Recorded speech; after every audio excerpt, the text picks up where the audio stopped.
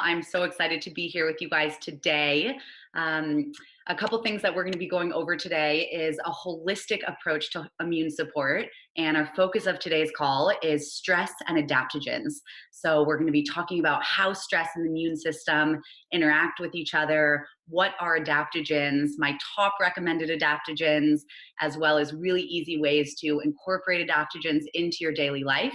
And then some lifestyle and habit tips beyond just the adaptogens that I recommend to support your stress response at this time.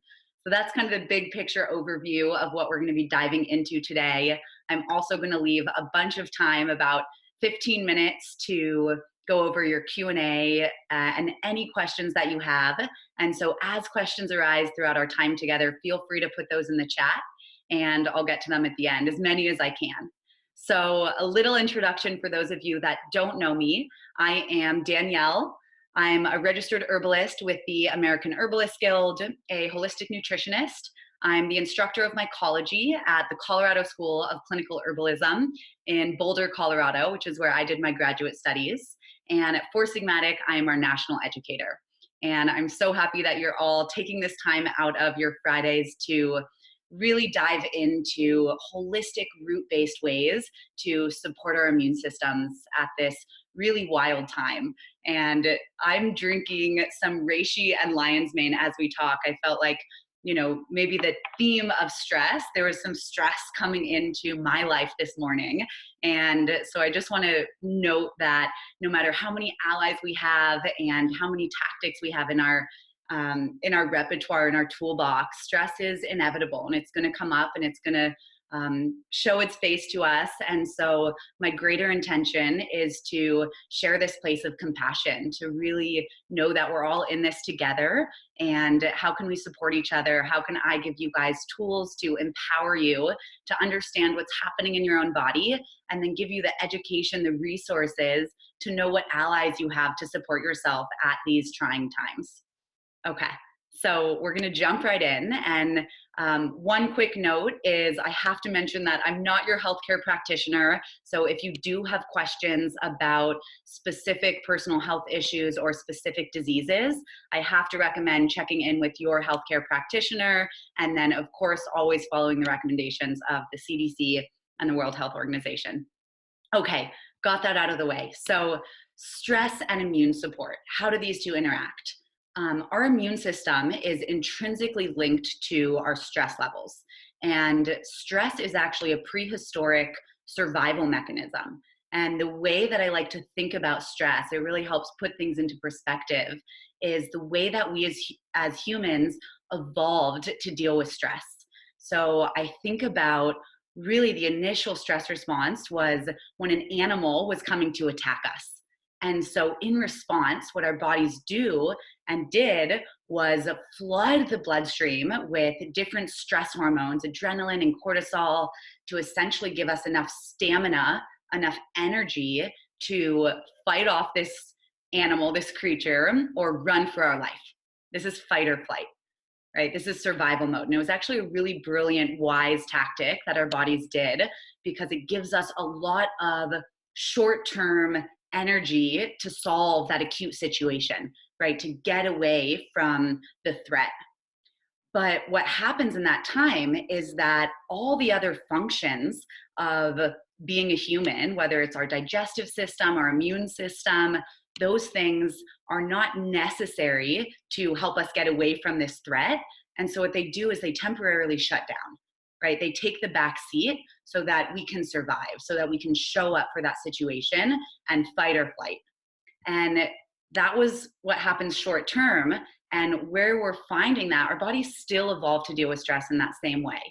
But now, rather than it being to fight off this animal in an acute situation, we feel stress at many different times. So whether that's watching the news, stress response, or say you're driving, someone cuts you off, boom, stress response. And rather than fighting or flighting, burning off and allowing those stress hormones to flush out of our systems, they stay and they circulate in our body. And so often, especially in my clinical practice, I would have people say, I'm really stressed, but I don't know, that's not related to digestive issues or sleep issues or all of these other more primary complaints. But it's truly incredible when we get that stress out of the way. Almost think of it like a boulder in the middle of this river of vitality, your life flow, and this stress being this big boulder that's blocking that flow. And so what we want to do is remove that so that our immune system can be brought into balance in a really holistic way, right?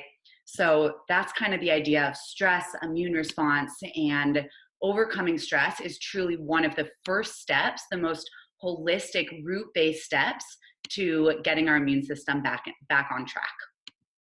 And one of my favorite allies for supporting our stress response is adaptogens. So this is a really hot word that many of you have probably heard, and I just want to make sure we're all on the same page. So I'm going to dive into what is an adaptogen, what makes something an adaptogen, and then what my favorite adaptogens are. And so when we say adaptogens, these are literally substances, so herbs and fungi that protect our body from stress by stabilizing and optimizing a host of different physiological functions. So they're essentially these allies that help bring our body back into balance.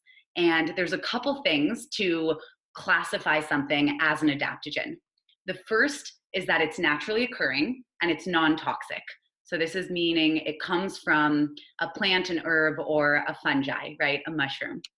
The second is that it's non-habit forming. So as opposed to something like caffeine or a stimulant where you need more and more to continually feel the effects and you rely on it, adaptogens are non-habit forming. So you can take them safely every single day, long-term, to build and to nourish the system. And the third thing that makes something an adaptogen, and this is where people kind of get stopped up, is that it's non-specific. And so essentially what this means is there's going to be a slightly different effect based on every body that takes that adaptogen. So typically when we're talking about a natural medicine, there's a specific action. It's either stimulating or depressing. It has this one direction. And adaptogens are really unique in that they're balancing, right? They're literally helping you to adapt to your body's needs at different times. And so all of us could be taking the exact same adaptogen. Let's use reishi as an example. And there's going to be a different effect that happens in my body versus someone else's body based on what each of our body needs. And so it's really incredible. You can take them at these different times, and they're always looking to help you balance and find this equilibrium in your own body. Okay, so what are some of my top recommended adaptogens? We'll start with reishi. Reishi is the queen of mushrooms. If you were on the webinar last week, we talked about reishi, and we call reishi our chill mushroom at Four Sigmatic because she really helps the body's ability to unwind, to support our nervous system, and to have this chill balancing effect. One of my other favorite adaptogens is chaga, right? We talked about chaga and directly supporting the immune system with so many antioxidant properties. And it's really this incredible way to support us and keep us balanced and vital, especially at trying times. My third, we're going to talk about 5 adaptogens today, and then I'll jump into how to incorporate them into your lives. My third adaptogen that I love is lion's mane, right? And as you're probably getting the idea here, there are 2 other non-fungi adaptogens that I'll talk about, but all of our functional mushrooms are considered adaptogens. So this is the way that we categorize different natural medicine, right? We put them in almost these umbrella categories. And so all of our functional mushrooms that we use in Four Sigmatic products and that you'll mostly see in the marketplace, they're all under this adaptogen umbrella. And so reishi, chaga, and then lion's mane are my favorite 3 allies that are adaptogens that both support our stress response and as well as our immune response, right? We talked about last week this immunomodulating effect that they also contain. So beyond that, my 2 favorite plant adaptogens are ashwagandha. So ashwagandha is this amazing root, and it's used for stamina, for strength. It's a very classic herb in Ayurveda, so traditional Indian medicine. And it's been used for thousands of years to support many different systems in the body and create this overall sense of vigor, right? Of being able to handle whatever comes our way.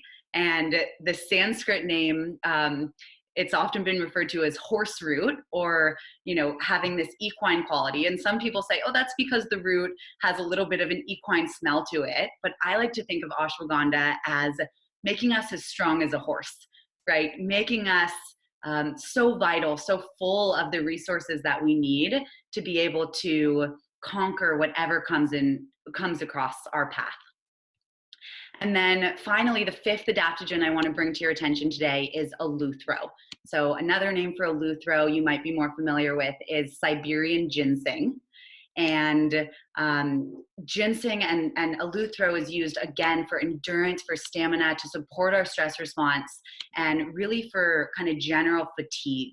And so when we have this sense of fatigue, when we feel stressed, a lot of times it's so easy to turn towards maybe things to cope that aren't necessarily the best for our systems. And so where these adaptogens can come in is giving you another option, giving you a really supportive option to bring your body back into balance in ways that are actually building and nourishing you, as opposed to just being a temporary relief. Okay, Jason asked, what is lion's mane good for? So lion's mane, and again, little quirky ways to help you guys remember what all of these plant and mushrooms are good for. I like to say lion's mane for the brain, right? So lion's mane is a great overall support for our nervous system, but we like to call lion's mane our brain's best friend. So really supporting focus, creativity, cognition, as well as having that ability to balance and support our systems. So you can think of these adaptogens, right? All of these adaptogens have this common thread. They all support our body's ability to more quickly respond as well as recover from different internal or external stressors. So all of these are doing that. And then additionally, they offer something specific or a little bit more unique beyond this adaptogenic quality. So all of them are working to support our nervous systems and in turn, right, reactivate, balance our immune system. And then additionally, we can use them, whether it's lion's mane to specifically support, you know, if we have a big day or a meeting or a lot of Zoom calls that day, we can bring something like lion's mane on board. If we know that we want a lot of stamina and endurance, we can bring something like Eleuthero on board. So all of them being adaptogens, and then each offering an additional kind of unique quality that we can choose based on what we have in store for us that day. So 5 adaptogens, right? Reishi, Chaga, lion's mane, ashwagandha, and Eleuthero. There's several others, but those are the 5 that I'm really leaning on these days, the ones that we focus on at Four Sigmatic, and ones that are really easy to bring into your daily lives.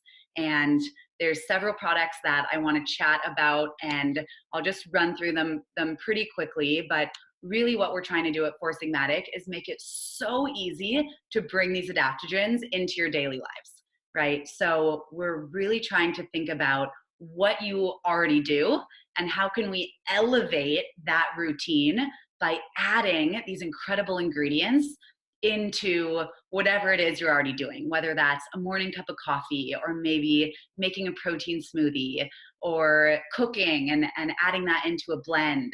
And so there's a couple products I'll mention. Our Chaga elixir, which has chaga and Eleuthero in it. So you have both of those adaptogens at this time. We have our mushroom blend mix, which has all 10 functional mushrooms, all adaptogens in there. And it's a really easy way it's in a bulk canister. So you can add that into soups or stews or pretty much use in any recipe. We also have our protein. Our protein has 1,000 milligrams of these functional mushrooms, as well as 500 milligrams of both ashwagandha and Eleuthero. So you're getting 1,500 milligrams of mushrooms and adaptogens in every serving. And then of course, our ground mushroom coffee has both lion's mane and chaga in it. And so rather than, I know that's a lot of products just thrown at you, but I want you guys to think about what it is that you already do. What do you wake up and do mid-morning, mid-afternoon, and what makes sense for your life? Does it make sense to have mushroom coffee if you already drink coffee? Or does it make sense to have a mushroom blend if you already make a lot of soups and do a lot of cooking? So it's really about choosing the options that are going to be most easy to bring into your daily life, right? We realize it's really hard to start new habits, especially things like adaptogens every day if you're totally new to that world. So what is it that already is part of your routine? And whether you know that you have a routine or not, I encourage you to, or I bet that you do. We can find something that's consistent that you're used to doing.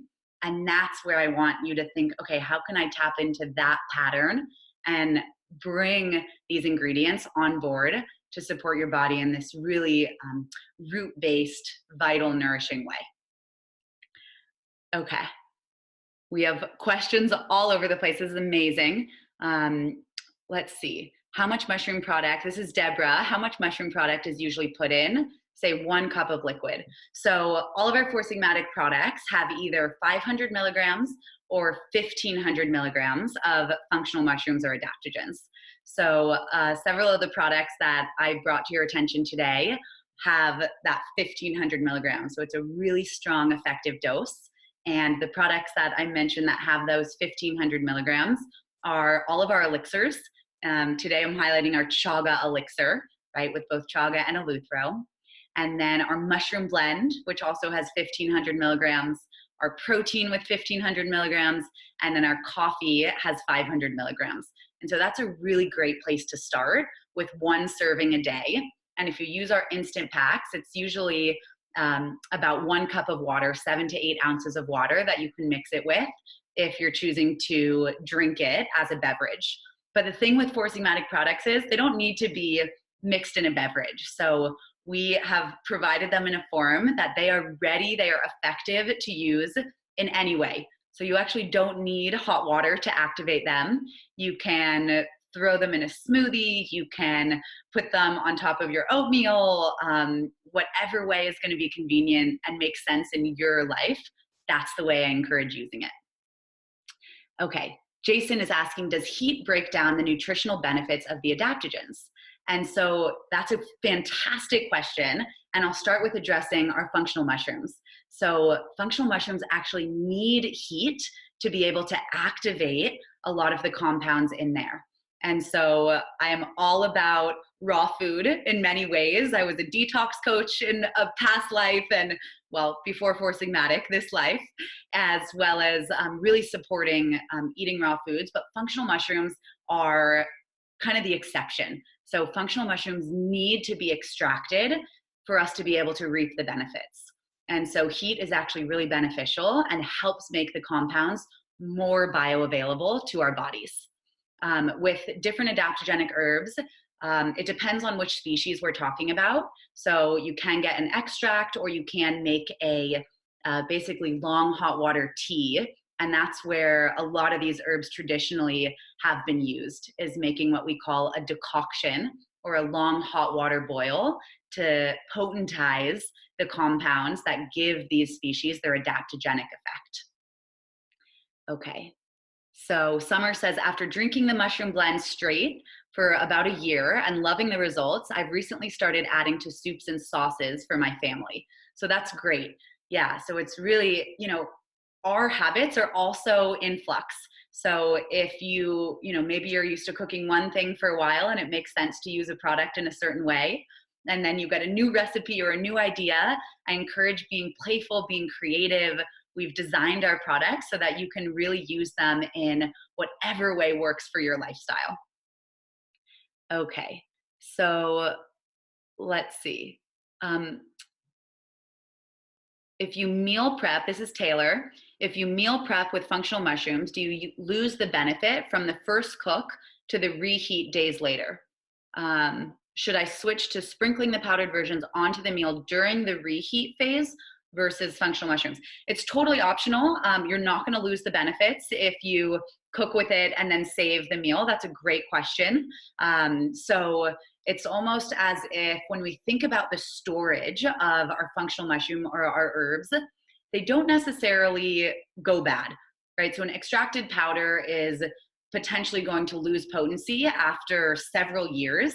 Our Four Sigmatic products have between a year and 3-year expiration date. So they're not going to go bad. Their potency might be slightly declined over time, but especially if we're just talking about a couple days or a week, you can meal prep, you can throw in whatever product you're using while you're cooking, and then you'll still get the benefits if you eat it a few days later and reheat it, no problem. Okay, opening up more of the chat. Some of you are in chat and some of you are in Q&A, so I'm trying to jump back and forth. Okay. Thank you guys for going in the Q&A. I'm not sure why the chat was being funky today, but let's see. So Vanessa is asking, how is reishi mushroom processed into a tincture? Can I do this from home myself? So this is an awesome question because last week we talked about the immune supporting properties of our functional mushrooms, and today we're talking about the stress supporting adaptogenic properties. And with reishi, there are actually kind of 2 major groups of compounds that offer these benefits. And it aligns with the 2 ways that reishi can be and is primarily extracted. And so basically these 2 groups of compounds, we're going to make it really simple, are the sugars and the oils. The sugars, they're called polysaccharides, specifically beta glucans, and then our oils are called terpenes. In reishi mushroom, one of the main terpenes is ganodermic acid. But to make it super simple, we have sugars and oils, and both are within this reishi mushroom, right? They're both locked up within that fruiting body, the mushroom itself. And there's 2 different ways, primarily, to extract the mushroom, to pull out these beneficial compounds. The first is through water, which we call a decoction. I think about old medicine men and women stirring cauldrons of mushrooms and herbs for days. And that water extract is going to pull out water-soluble compounds. And so those water-soluble compounds are the sugars, right? Think of making simple syrup. Sugar dissolves in water. And these sugar-soluble compounds, these polysaccharides, are mostly what give reishi and our mushrooms their immune supporting properties. But all these oils, they don't extract very well in water. So think about dropping olive oil on a pot of water. It's just going to sit there, right? It's not going to be able to come out that well. And so that's why we do this other method of extraction called tincturing, right? Which is an ethanol or an alcohol extract. And that's what pulls out these oils, these terpenes, which is primarily what gives the mushroom, reishi in this case, the adaptogenic benefits, right? The benefits to our stress response. And so I love, Vanessa, that you brought up this question, because maybe we're getting more than we bargained for today. But a tincture of reishi is really going to be supporting that stress response. Fear not, at Four Sigmatic, we actually do both methods. So we extract in both of these ways. So you're getting both those immune supporting properties as well as the adaptogenic properties in all of our products that contain these functional mushrooms. But Vanessa is asking if she can do a tincture from home, and you absolutely can. You can get whole reishi mushrooms and put them in an alcohol water jar and talk to me after, and we can talk about medicine making, or maybe we'll do another webinar about DIY medicine making.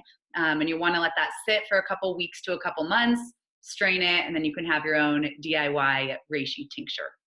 Great question. Okay, so let's see. Can reishi and chaga be drank together? Absolutely. You can totally mix and match different functional mushrooms and adaptogens.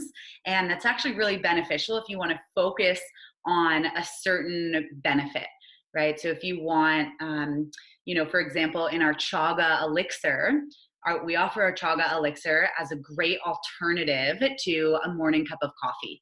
So the chaga elixir has this bitter, earthy flavor to it and was actually used as a coffee alternative for a lot of Finns. Our company has its roots in Finland, and the Finns drink a ton of coffee, and essentially during World War II, they had issues importing enough coffee to the country. They all were freaking out, and then they realized chaga, this big chaga mushroom, was growing abundantly in Finland.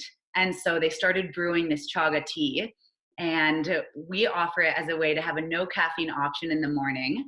And we add Eleuthero in there, right? So combining different adaptogens. And so you get all these antioxidant properties from the chaga, immune support, but also that Eleuthero, right? That Siberian ginseng to help with energy and stamina. So while there's no caffeine, you're still getting kind of this dual benefit from two different adaptogens being combined. And so I definitely encourage mixing and matching and figuring out what feels right for your body and experimenting, right? No matter what I say today, my biggest goal is to help you all best listen to the messages of your own body, right? What is your own body telling you? That is your greatest teacher. And so always tuning back in. Okay, let's see. Strong as a horse, Eliza, great, yes. Do you have to ingest adaptogens to get the benefit?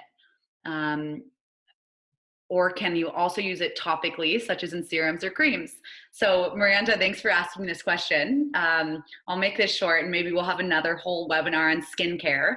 But for those of you that don't know, one of our newest product lines is fully edible skincare. And so again, we're always looking at routines. What are these things that people already do? And skincare is a really big routine for many of us. And when we put things on our skin, they directly are absorbed into our bloodstream.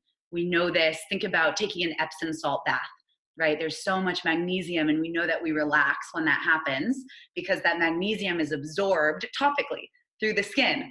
Or our founder, Taro, has a really funny story about taking a bath in beer and getting drunk, right? So we know that what we are exposed to topically does have an effect internally. And so we've created a skincare line that is fully edible, so you can use as adaptogenic supplements internally as well as topically, right? And this idea is we should be putting things on our skin that are as clean, if not cleaner, than what we put in our bodies.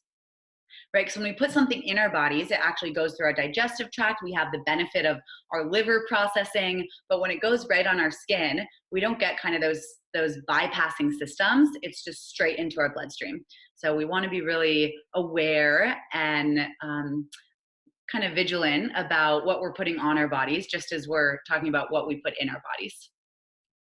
Okay, Victoria asks, is there an optimal time to take lion's mane or any adaptogens? So again, I love, you guys will probably hear me if you keep listening and tuning back into this saying that the medicine doesn't work if you don't take it. So I really want to encourage you to take your adaptogens when it makes sense for you. And then looking at what you need support with that day, and then taking the proper adaptogens accordingly. So for me, I'm drinking lion's mane because I wanted my brain to be on point, to be focused and alert for all of you.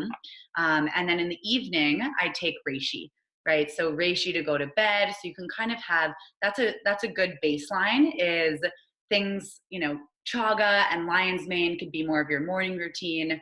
And then things like ashwagandha and reishi to help unwind at the end of the day. Okay.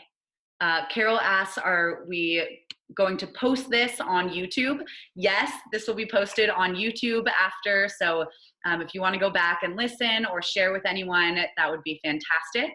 I have also created a special code, a discount code for all of you to be able to go get your adaptogens at a discounted rate. And as a thank you for coming and spending your time and asking such amazing questions. And so the discount code is Adaptogen 20. So ADAPTOGEN 20, Adaptogen 20, and then I'll give you 20% off the entire Four Sigmatic site for a full week. So it'll be active up until the end of the day next Friday. And I encourage you guys to continue to ask us questions. There's so many more questions that I would have loved to get to. Maybe we'll do a full Q&A next time. But I'm going to try to save some of these questions. And if you do have really specific things that you want answered, feel free to reach out to us at support@foursigmatic.com, and we will get back to all of you there. So thank you again so much for joining me today. I'm so grateful to have this amazing fungi family and for all of you to be so interested in adaptogens and really holistic ways to support your bodies. So thank you, and I'll talk to you soon.